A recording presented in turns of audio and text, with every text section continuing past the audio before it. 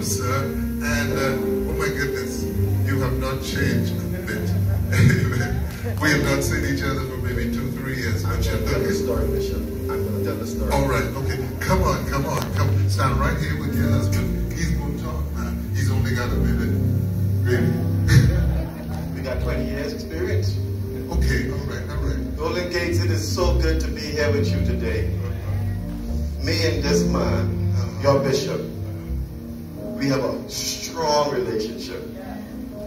21 years ago, I was charged with disturbing the proceedings of the House of Assembly and the Senate. The first person in the country that was charged with that crime, I guess. At that time, I handcuffed myself to the speaker's space. Remember now. I was charged. And out of all the pastors, including my own pastor, and all the people in the nation who stood with me, when I went to the court before Marilyn Mayers, who was the judge, there was one person who came and who stood my bail. This man right here. This man right here. He stood with me. You're a good man.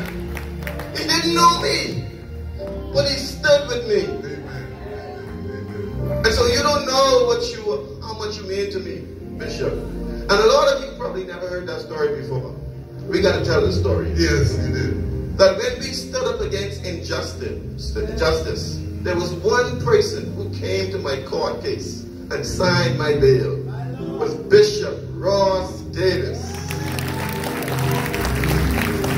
And at that time, church, I was single. I was 29 years old. This month I'm 50. I didn't have a wife, and I didn't have no children. So my kids stand up. So Bishop,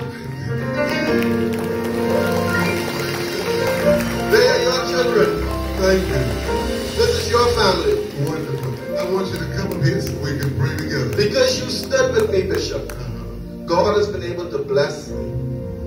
And Bishop, you know, I listened to Pastor preach today. Full circle. Full circle. Full circle. 20 years ago, me and you stood in your office and we talked about the national debt, which was $2.3 billion at the time. Me, you, and Sim. We used to call Sim and all Sim. Right? The national debt now is $9.8 billion. From 2.3 to 9.8. Full cycle. It was rough in the Bahamas Democratic Movement. You know the struggles we had. And so at one point I decided to, Lord, I don't know what to do. I can't do this no more. So I backslid. I backslid. I decided, let me help God out and join the F&M. And God say no. God say no. That ain't it. Don't do that. Then I said, Bishop, I'm done. I'm done with politics. I don't care no more. I am done. So I thrust a lot of my time into my family and my business. God has blessed me tremendously. Tremendously. But you know, sometimes God speaks to the children. My daughter said, Daddy, it is time to get active again. I said, no. I said, well, I can't go that way. And I ain't going back to no third party because that's too much work. So I said, I'm probably working with the PLD. So I tried and I tried and I tried and I tried, and all the doors were closed. And one day, church, I can be short. Because this is for the cycle. You see, this is same one. You wasn't talking to none of them but me. This was for me. I was driving to work, and the Lord said to me, all the doors in the PLB are closed because I closed them. Go back to where I send you. Full cycle.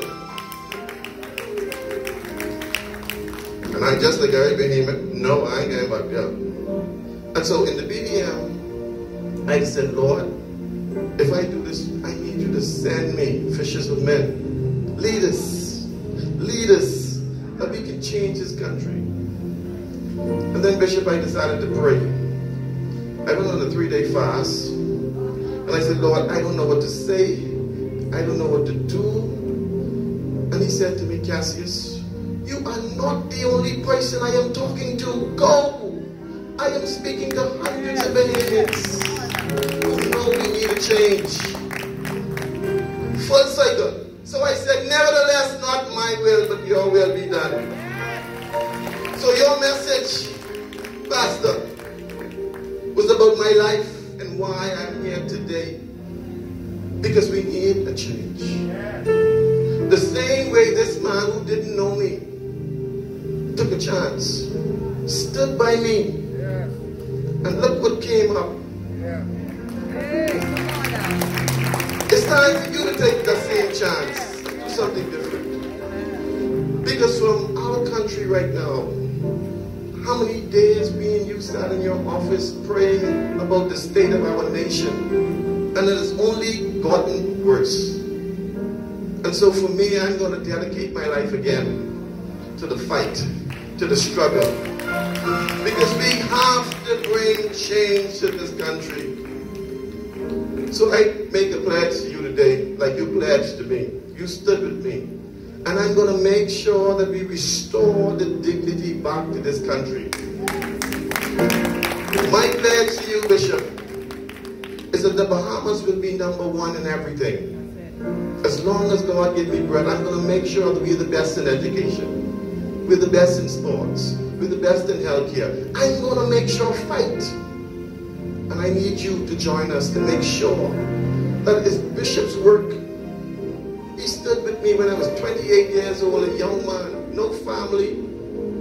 I was the only one in the court, me and him. So now, it is your time to stand with us. We have to fix this country.